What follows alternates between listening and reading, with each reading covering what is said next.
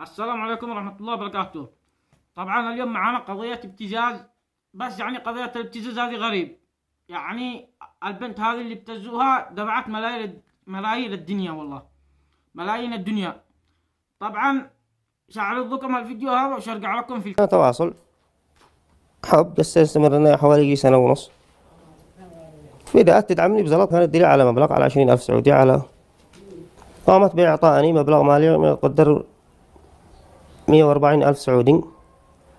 ادتني يعني كان كل شهر تديلي 20,000 سعودي، مرة 10 ومرة 5، يعني في عدد متفرغة. بعدها أعطتني 25,000 دولار دفعة واحدة. مرة ادتني 3 بنادق دفعة واحدة، مرة 2 دفعة واحدة. بعدها بفترة ادت لي 2 قنابل و2 مسدسات دفعة واحدة. مرة ادت لي 5 مليون يمني دفعة واحدة. ماشي راضي، بس قد غلطنا، قد وقعنا بالغلط يا أخي، خلاص ما أدري. طبعا شاهدتم الفيديو، طبعا أبصرتم على ملايين، على مسدسات، على دولارات. من أين البنت هذه؟ مستغرب من أين لها المال هذا كله. يعني أقسم بالله أن الدولة حقنا ما معي، أن الدولة حقنا حرف ما معي المليارات والمسدسات والأوالي. أغنى رجل باليمن عندنا معه مليون يمني مخبى، مليون يمني ذا قدو، يعني أغنى واحد باليمن. طبعا ونصيحة لأي بنت تعرضت لابتزاز، احنا يعني كمل مرة نحضر، كمل مرة نطلع في فيديوهات نقول لا تتصورينش، لا تحبينش.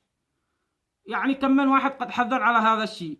أنا أدري إنه يعني بعض البنات يجيئين يرخين يعني الحصلين بس من واحد كلمة أحبك ولا هذا وقالت تفلوت. مش جاري إنه هذا بعد يطلع له بالأخير ب66 كلب. يعني تقوم ترسل له صوره وكذا، وهذا ب66 كلب. لو قلت له كلمة كذا ولا كذا ولا ما رضاش تنجي له حاجة يرجع يبتزيه. بعدها ترجع تقول يا عذابي زينتي يا مي شبابي مدري ايش. المهم الغنية هذه. ورجالتي لأي بنت تعرضتي لابتزاز، ارجعي لأخوك، ارجعي لبيتك.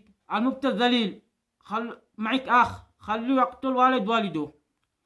رسالتي لبعض الأخوة، لا تكونوش يعني إذا غلطت الأخت غلطة صغيرة بس كذا وقمتم تقلبوا الدنيا فتخلوا الأخت ما عاد تلقاش لكم.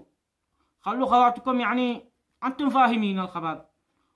والتحيات وأشواقي، هذا اللي حبيت أوصله. والسلام عليكم ورحمة الله وبركاته.